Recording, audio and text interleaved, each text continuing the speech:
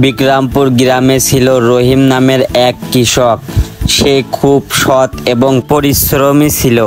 সে অনেক কষ্ট করে তার মাঠে ফসল ফলায়, কিন্তু এই বছরে তার ফসলের জমিতে ধান ভালো হয়নি, কারণ এই বছরে বৃষ্টি অনেক কম হয়েছে।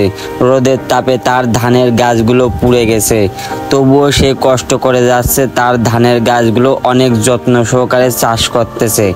এরপর দেখা যায় চাষ শেষে রহিম বিকেলবেলা বাড়ির দিকে রওনা দেয়। এইভাবে যদি চলতে থাকে তাহলে তো এই বছরে না খেতে পেয়ে মারা যাব। কই গো গিন্নি, বাড়িতে কি আসো? ফসলের জমির অবস্থা তো একদমই খারাপ। এই বছরে কি আর বৃষ্টি হবে না?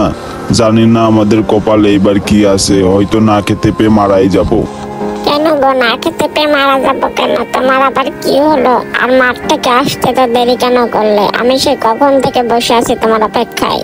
সে কথা আর বলো না গো গিন্নি, এই বছরে ধান চাষ করেছিলাম, ভেবেছিলাম ধান অনেক ভালো হবে, কিন্তু বৃষ্টির অভাবে ধানের গাছগুলো মরে যাচ্ছে।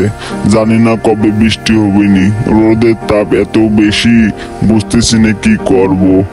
শোনো, তুমি এত ভেঙে পড়ো না। আমি বলি কি, তুমি আবার মাঠে যাও কালকে। মাঠে গিয়ে উপরওয়ালার কাছে বলো এবং পরিশ্রম করো, দেখবা নিশ্চয়ই কিছু না কিছু হবে। উপরওয়ালা যেহেতু পাঠাইছে আমাদের এই পৃথিবীতে, না খাওয়ায় তার মারবে না, রিজিকের মালিক তো সেই। তুমি যাও, আবার চেষ্টা করে দেখো, নিশ্চয়ই ভালো কিছু হবে। ঠিক আছে, তুমি যেহেতু বললে আমি আবারও মাঠে গিয়ে চেষ্টা করে দেখব। আমি চেষ্টার কোনো কমতি রাখবো না, আর বাকিটা তো উপরওয়ালার ইচ্ছা, দেখা যাক কি হয়। পরদিন সকালে রহিম কৃষক আবারও মাঠের উদ্দেশ্যে রওনা দেয়।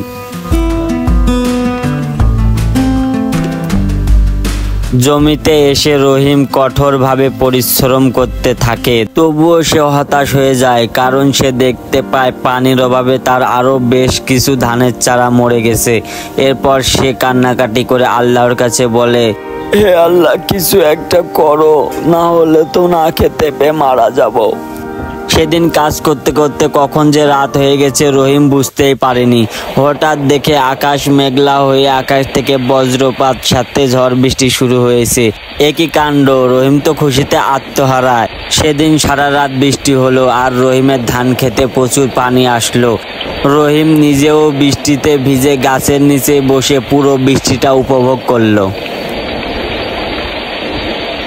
কয়েক সপ্তাহ পরে রহিম আবারও মাঠে আসলো। এসে দেখে তার সকল ধান পেকে পরিপক্ত হয়ে গেছে।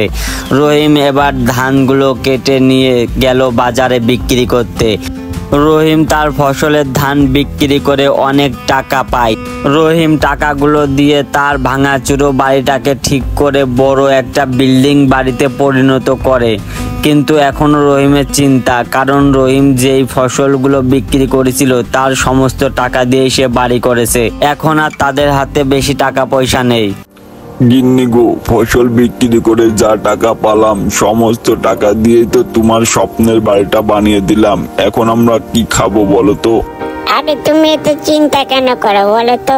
এখনো তো ঘরে কিছু চাল ডাল অবশিষ্ট আছে, আর আমাদের ফসলের জমিটা তো আর বিক্রি করে দেওনি, ওটা তো এখনো আমাদেরই আছে। ওটাতে আবার নতুন করে ফসল চাষ করবা, আর সেটা দিয়ে আমরা আবার সুন্দর মতো চলতে পারবো। এত চিন্তা করো না তো। অনেক রাত হয়েছে, এখন চলো ঘুমিয়ে পড়ি।